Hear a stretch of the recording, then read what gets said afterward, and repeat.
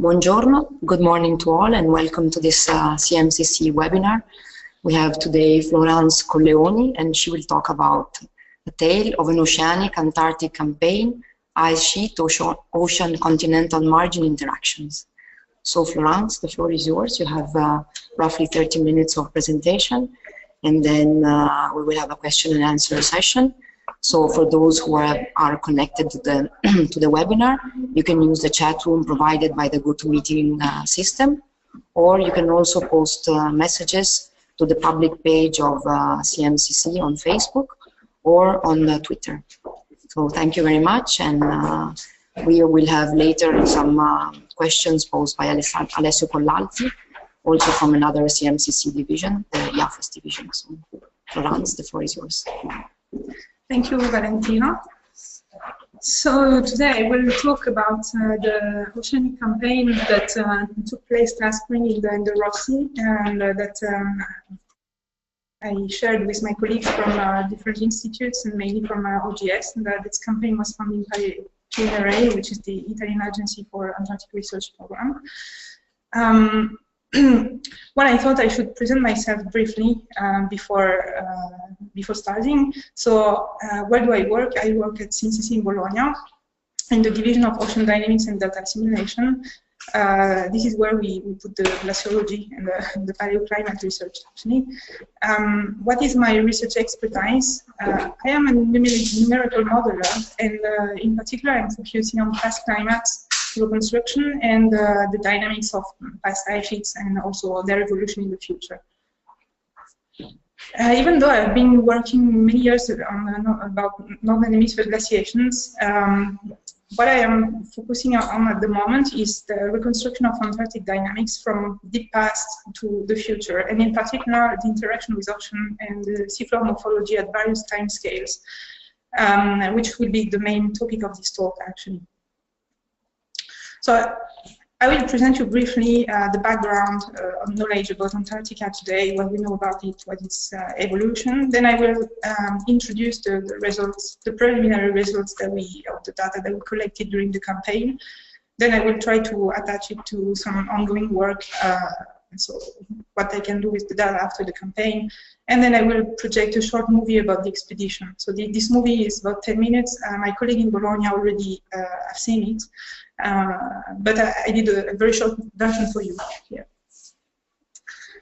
So Antarctica is a typing element of the climate system, which means that probably under one climate condition, I mean, what we expect in the future at our time scale is that if we lost too much mass loss, this loss is irreversible. So this is what characterizes a typing element. Antarctica is divided in two main parts. So you have the East Antarctic ice sheets, whose ice volume is contained broadly 54 meters sea level equivalent. And you have the West Antarctic ice sheet, which contains about 4 meters sea level equivalent of ice volume. The particularity of the West Antarctic ice sheet is that the base of the ice sheets lie below sea level, which makes it very vulnerable to ocean warming in particular. In particular, there is one process that the glaciological community is definitely monitoring a lot, is what is called the marine ice sheet instability. Okay, the marine ice sheet instability is a process that allows the ice sheet to lose in very fast way a lot of mass by destabilizing the grounding line of the ice sheet. The grounding line is this theoretical line that you see here, the red dashed line here on the figure. Through which the ice fluxes flow from the continental part and start floating on the ocean. Okay, so this grounding line is very important, and so the marine ice sheet instability occurs because there is an intrusion of warm water ocean below the ice shelf. Okay, the floating part of the ice sheets. The ice shelf exert a force that is contrary to the main ice floe's direction from the continental part, and because of the intrusion of warm water of the ocean below the ice shelf, this force reduces, and as a consequence, the grounding line retreats inland, which allows a lot of continental fluxes to flow through this grounding line. Okay, what is very important in this process in general is that it mainly happens when the bedrock below the ice sheets as a river slope, so the slope is orientated inland, okay, which accelerate this retreat of the grounding line. So the process of marine air sheet instability is very important because it occurs at a very short time scale in general. Do we observe that today?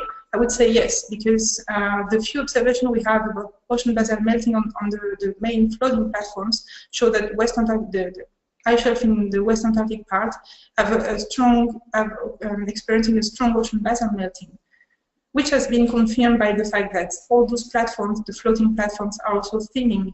Okay, these ice shelves are becoming thinner, which is the beginning of this marine air sheet instability process.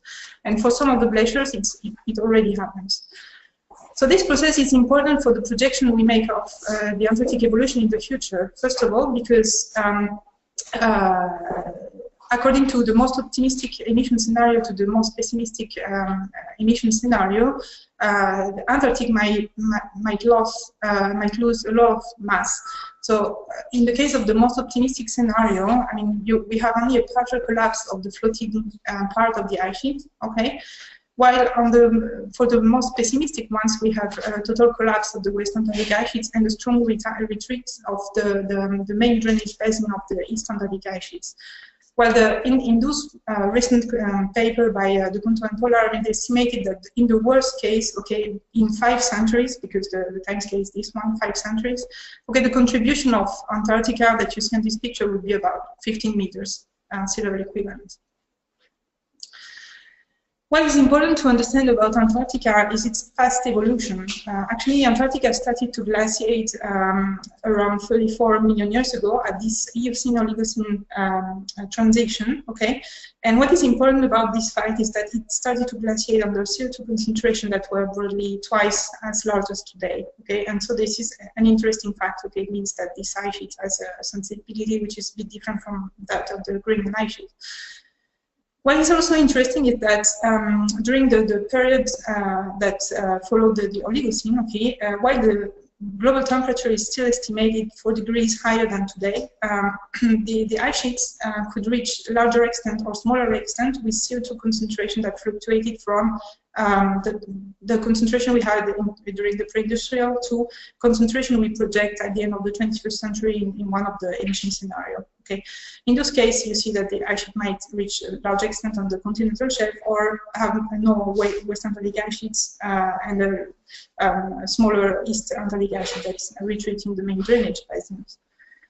So to be able to project the evolution, okay, so we need numerical models to do that. We also need numerical models to reconstruct the past evolution of the ice sheets. So what do ice sheet model needs to simulate the evolution? So you need, first of all, a bedrock reconstruction, okay? So you need exactly the topography below the ice sheets, okay? And you need also the topography under the floating parts because it affects the ocean circulation and thus the warm water intrusion in the cavities. You need to reconstruct precisely climate conditions for the past, and you need to project it in a robust way for future. And you need to prescribe sea level. Sea level is important, but it's not an independent variable because at this time scale, sea level depends on the ice volume stored on the continent, so it's a very difficult variable to prescribe in ice sheet model in general.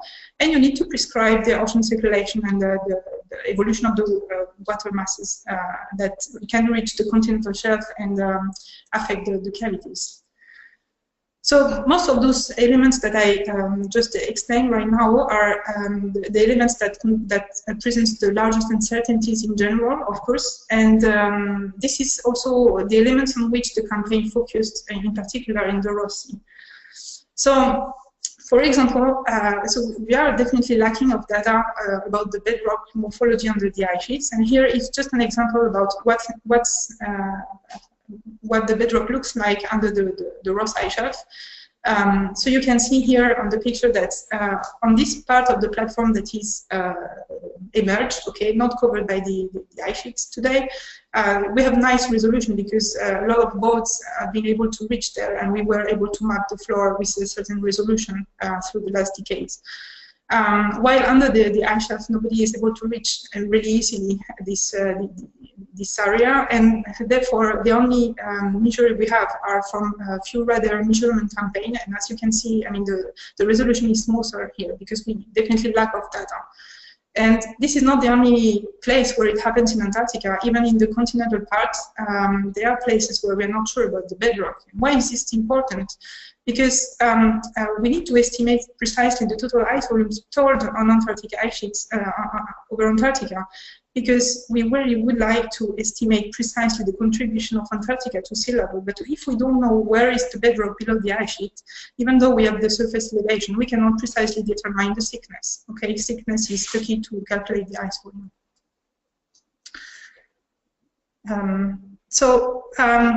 What is also important, as I mentioned before, is to prescribe and or give to the ice sheet model an estimate of how warm is the ocean and the interaction that it has with ice shelves. But today, I mean, the few observations that we have here are very indirect measurements. Okay, they are not direct measurements of this ocean basalt melting. And therefore, if we have difficulties of assessing these processes today, what about the past reconstruction, and what about the future projection? Similar things happen for the surface mass balance. Surface mass balance of Antarctica today is very uncertain because we don't have a lot of measurements, both in time and in space. Actually, here you see the few points that have been validated, or I say few, but there are 3,000 points actually. They are the points that have been validated, robust, that one can use to assess the calculation of surface mass balance today with this model to be able to project it in the future. But as you can see, there are a lot of gaps. And we are still not sure what is the surface mass balance of Antarctica today. So therefore, it's also very difficult to calibrate the model to reconstruct its past evolution, and therefore also the future evolution. So all those gaps actually, and all those processes I was mentioning, they all aim at reconstructing the time history of Antarctic contribution to sea level from deep past to future. So this was the main focus of this campaign, actually, determining the role of ocean dynamics in the evolution of the continental margins, okay, the bedrocks below, and the ice sheet stability in the Ross Sea, okay, because of the intrusion of this warm water under the cavity. But the expedition took place from 15th of January to 16th of March, and this is the scientific part of the crew, actually. So why did the campaign focus on the Ross Sea? The Ross Sea is a key location to understand the dynamic of the West Antarctic ice sheets here, and its interplay with the East Antarctic ice sheets, because a lot of ice fluxes are going through the transantarctic mountains. A few years ago, there have been a very successful sediment core drilling project called Andel, okay, that get very long sediment cores that could get back in past up to 40 million years ago, I think. And the analysis of these sediment records over the past 5 million years have shown that potentially the West Antarctic ice sheet frequently collapsed. Okay, so it means that it has been particularly vulnerable to climate changes during the past. Okay, so it makes it the first target for this typing element of the climate system for the future if climate is warming continuously as it is right now. The Ross Sea is covered by sea ice during winter. Okay, the sea ice is very important in the Ross Sea because when the sea ice forms, okay, it rejects some salt, and the salt contributes to the densification of the waters below the sea ice cover, which contributes directly to the Antarctic water bottom formation. The sea ice during the summer opens because of the action of katabatic winds. So katabatic winds are winds that are very, very fast, that are cold air masses that subsides over the surface of Antarctica, and when reach the ocean, they push offshore the sea ice cover and it opens. And here I show you the sea ice section, for example, of February 2007, and you can see, I mean, this is the austral summer. You can see that here all the area in front of the Ross ice shelf is open during summer. What is also important about the Ross Sea is that the wind regimes are strongly modulated by the teleconnections, and in particular the southern annular mode, okay, which modulate the strength and the location of these easterly and westerly winds that determine the amount of precipitation occurring over Antarctica. And we have also a strong connection with the tropics for this Pacific South American oscillation, which originates from the excitation of the Rossby waves that propagate from tropics to Antarctica. So there are a tropical link and also a high latitude teleconnection. Nearby the Ross Sea, you have the Ross Sea Gyre that also modulate the strength of the ocean currents, coastal currents that reach the Ross Sea, and you have also the Amundsen Sea Low, which is an atmospheric depression, whose location moves according to the state of the teleconnection I mentioned before. So the project, here I show you a view of the bathymetry. So there is nothing above sea level except the Ross Ice Shelf that I redesigned here and the mountains, the transatlantic mountains that you see here. Everything you see here is below sea level, and on the following figure it will be always like that. Everything is below sea level. So the project has been located along the slopes, the main continental slopes of this Ross Sea, actually, and one of these was also located on the coastal part of the North Victoria Land. Most of these projects have been funded by the Italian Agency for Antarctic Research Program, and one of these projects was Eurofleet's project coordinated by Southampton. What we wanted to do with this project is locate particular processes of ice dynamics and ocean dynamics. Okay, so those projects have been located in strategic places where we could catch, for example, this geostrophic flow here, the long slope currents that flows all around Antarctica, and some outflows of cold water and inflow of warm waters. Mostly we wanted to determine if the slope formation, so the morphology of this bathymetry here, is due to only marine origin, so deposition by ocean currents, or related to the Antarctic, the ice sheet dynamics, because the ice sheet erodes sediment and transports it to the shelf edge, or both. And so the main objective, I mean the overall objective, was to locate the areas where the ocean dynamics potentially affect both the morphology of the slope and the ice sheet dynamics by melting the ice below the cavity. So to do that, the OGS Explora was equipped with different instrumentations.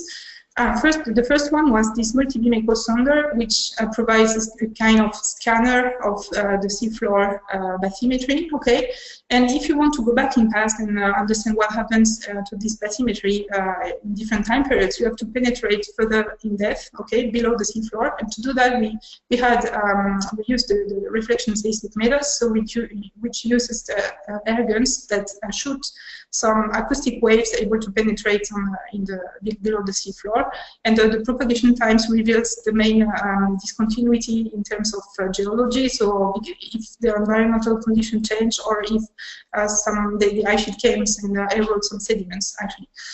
Then the boat was able to measure also the ocean currents, velocity. We had also a thermosalinometer fixed on the boat, and we were able to shoot XPTs and CTDs to collect the vertical temperature profile, and in some occasions the salinity vertical profile until the bottom. To collect also some sediments, the boat was equipped with the gravity core and also a box core. So when we started the expedition, we left the Hobart port. It was January 19th, okay? And because the OGS Explora is not an icebreaker, sea ice conditions in the Ross Sea are very important because if you cannot reach the area of the project because of sea ice, you can't do the survey if you can.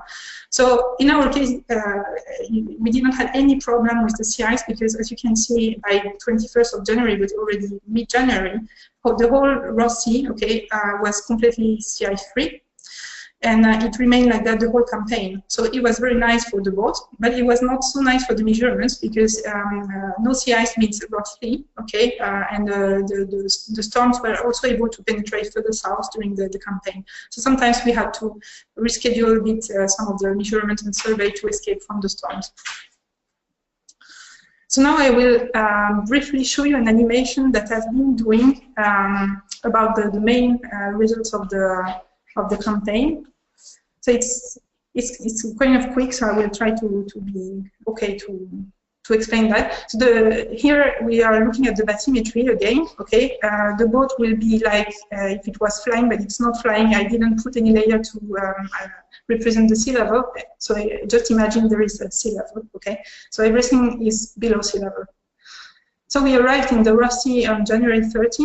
Okay, and we slightly moved toward our project, the first project area. which was located on the western part of this slope. And the first project was WHISPER, coordinated by the scientists in OGS, and we started to make multi-beam measurements at the beginning because weather condition was not optimum for seismic. Then we started to perform seismic measurements, and at the end we perform also XBT measurements for ocean conditions. Here is just an example of how multi-beam survey looks like. Oh, there is no scale color for the bathymetry, but I mean, it's just to show you how it is. Then after all those data are put together with other pre-existing data, and this contributes to the improvement of the bathymetry through time. So then the oceanic measurements were also interesting. Okay, so the XBT probes show us the evolution of temperature with depth. Okay, so here you have depth and here you have temperature. Here is the average depth of the shelf, the continental shelf. And as you can see, the warmer temperature from open ocean are not able to intrude on the shelf, okay, because the highest temperature is reached below the average depth of the continental shelf. On the contrary, we were able to capture probably cold water outflow cascading along the slope here. Here it's an interpolation of XBT measurements in this area of the shelf, actually. Then after those measurements, the weather condition got a bit worse, and so we decided to move up to the front of the Rosyth shelf. That we reached on February 9th, okay? So this is the front of the Rosyth shelf.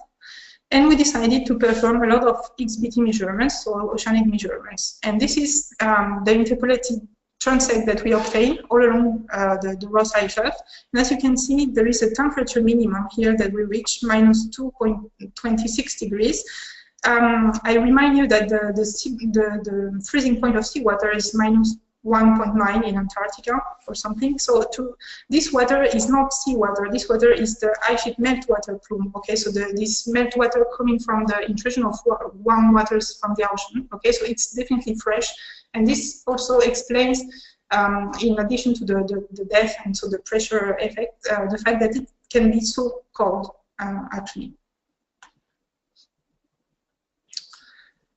So then after we finished those measurements, we needed to make some kind of refueling because the boat has only fuel for 1 month, and at that point there were still 1 month of campaign going on. So we met with the other Italian vessel that was navigating the Ross Sea and moved then after to the next project area, which was Glavers, coordinated by Chiara Saoli. And there we took sediment cores in this area as well as seismic profile. And here, it's an example of this seismic profile that penetrates below the seafloor. Okay, so here you have the seafloor. Okay, and broadly, what this shows you, those bumps, are the paleo position of those glaciers that were flowing from this mountain range here. Okay, toward the interior of the Ross Sea. And those indicates the moments where they retreated and the paleo position of those glaciers. So this is important. So the sediments that we took also will help us to date those events, so to reconstruct the evolution. And then after those measurements, okay, we could move to a small inlet called Edisto Inlet in Cape Alet that for the first time was sea ice free, so no boat has been able to penetrate there, so it was mostly unknown. And as you can see, I mean, there is a beautiful system of valley glaciers whose tongue floats over the ocean. So what you see here on the ocean is not sea ice, but it's definitely continental ice floating on the ocean. So this particular inlet has not been very explored in depth before, so we took the occasion to take few measurements there. So we'll see what the results show to us. Then after this point, we moved back toward the original project area because we started to survey for the European project Eurofleets. And we took multi-beam seismic and XBT measurements, also CTD measurements. So here, I just wanted to show you this XBT interpolation that showed that we detected some cold bottom water outflow. We don't know if then it's cascading all along the slopes, but there is some outflow of cold water. We don't know if it's also originating from this ice sheet meltwater flow that we saw before. And we also saw a warm water inflow, definitely, of this open ocean circumpolar deep water. Then the seismic shows also very, very nice feature related to the ice dynamics. So you see here there are some incised channel on the seafloor, okay, that presumably we attribute, I mean, that are attributed by my geological colleagues to ice sheet meltwater outflow, okay. So it means that when the ice sheet melts, okay, just all the meltwater, the fresh water, is so strong that it can incise the seafloor. Then from this area, okay, we move to the last project area, Odyssea, coordinated by Michele Rebesco, and we took also sediment cores, okay, and mixed BT measurements and multi-B measurements.